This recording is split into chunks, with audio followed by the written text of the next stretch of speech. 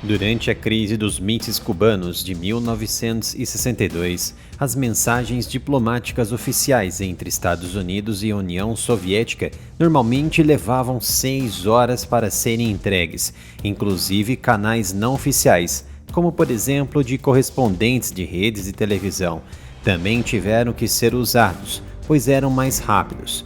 A experiência da crise convenceu ambos os lados da necessidade de melhores comunicações, em meio à iminente possibilidade de uma guerra nuclear entre as partes.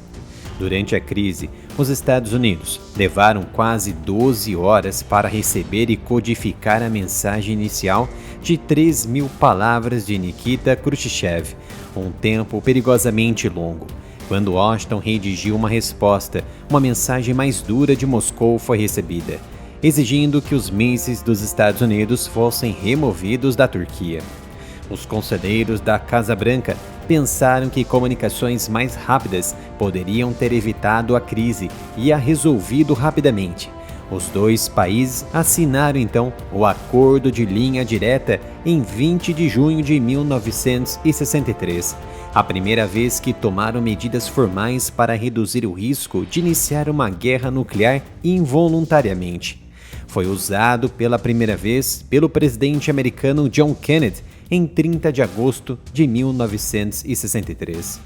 A linha direta nuclear, como viria a ser conhecida, foi criada após a assinatura de um memorando de entendimento relativo ao estabelecimento de uma linha de comunicações diretas em 20 de junho de 1963, em Genebra, na Suíça, por representantes da União Soviética e dos Estados Unidos. Mas como funcionava a linha direta e quais eram os equipamentos na época e nos dias atuais? A linha direta Moscou-Washington destinava-se apenas a texto.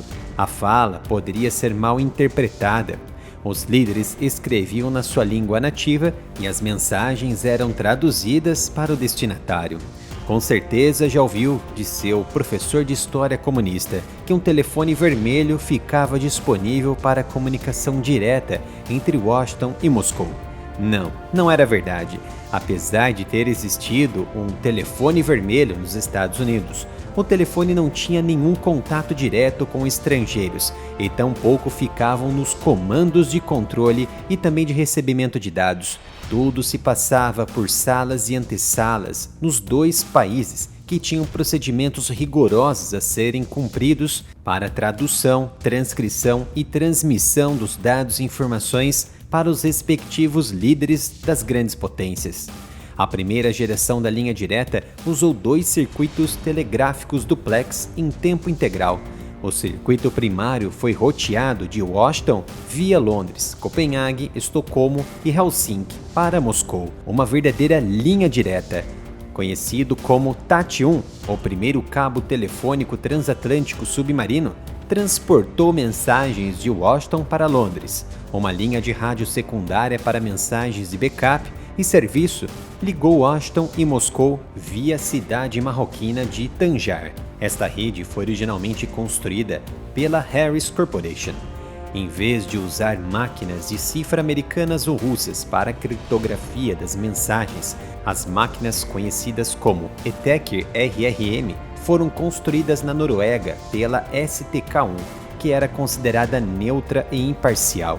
A STK entregou as máquinas com suprimentos suficientes para 1 ano e documentação completa. Cada estado entregou fitas de decodificação, usadas para codificar suas mensagens por meio de sua embaixada no exterior. Uma vantagem do teclado de uso único era que nenhum dos países precisava revelar métodos de criptografia mais sensíveis ao outro. Posteriormente, com o tempo, as coisas foram melhorando. Em setembro de 1971, Moscou e Washington decidiram atualizar o sistema. Os países também concordaram pela primeira vez quando a linha deveria ser usada. Especificamente, eles concordaram em notificar um ao outro imediatamente no caso de um incidente não autorizado ou inexplicável envolvendo uma arma nuclear que pudesse aumentar o risco de guerra nuclear. Duas novas linhas de comunicação via satélite complementaram os circuitos terrestres através de 2 satélites americanos, Intelsat, e 2 soviéticos, o Monia-2. Esse arranjo durou de 1971 a 1978 e tornou o link de rádio via cidade marroquina de Tanja redundante. Em maio de 1983, o presidente Ronald Reagan propôs atualizar a linha direta para adição de capacidade dos novos sistemas por fax de alta velocidade. A União Soviética e os Estados Unidos concordaram formalmente em fazer isso em 17 de julho de 1984. Segundo o acordo entre as partes, as atualizações deveriam ocorrer por meio do uso de satélites e modems da Intelsat, máquinas de fax e computadores. Os terminais de fax estavam operacionais em 1986 e, após vários anos de testes, se provou que os links de fax eram confiáveis. Em 1988, o lado americano do sistema de linha direta estava localizado no Centro Nacional de Comando Militar no Pentágono. Cada equipe, chamada de MOLINK, uma abreviatura para Moscow Link, trabalhava em um turno de 8 horas. Um oficial não comissionado cuidava do equipamento e um oficial comissionado, que era fluente em russo e bem informado sobre os assuntos mundiais, era o tradutor. Em 2007, houve um novo trabalho de atualização da linha direta, agora entre Estados Unidos e Rússia. O link de dados anterior foi substituído por uma rede de computadores dedicada com funcionalidade de e-mail e chat. Enquanto a função de chat é usada pelos operadores para a coordenação do link, e-mails são usados para a parte oficial. O sistema de e-mail permite que mensagens de texto, imagens digitalizadas e arquivos sejam enviados. Por razões de segurança, havia 3 terminais de linha direta no lado americano para não acarretarem falhas de comunicação. Uma no Pentágono, na Casa Branca e no Centro de Comando Militar de Raven Rock. Já na Rússia, não estava claro qual era a localização exata do terminal ou terminais em Moscou. O link primário foi acidentalmente cortado várias vezes, por exemplo, perto de Copenhague, por um operador de escavadeira dinamarquês e outra por um fazendeiro finlandês. Outras formas de linha direta são por videoconferência segura.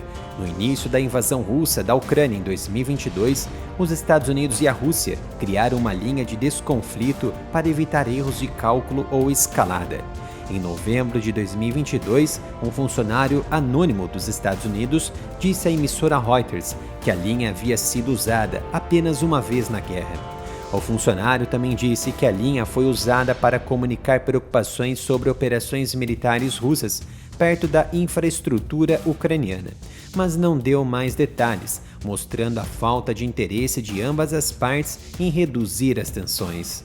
Em 20 de novembro, um dia antes da Rússia lançar um ataque com mísseis balísticos capaz de lançar ogivas nucleares sobre a Ucrânia, o Kremlin anunciou que a antiga, mas moderna e digitalizada linha direta entre Washington e Moscou não estava sendo usada no momento, à medida que os riscos nucleares aumentam em meio às maiores tensões entre a Rússia e o Ocidente em décadas.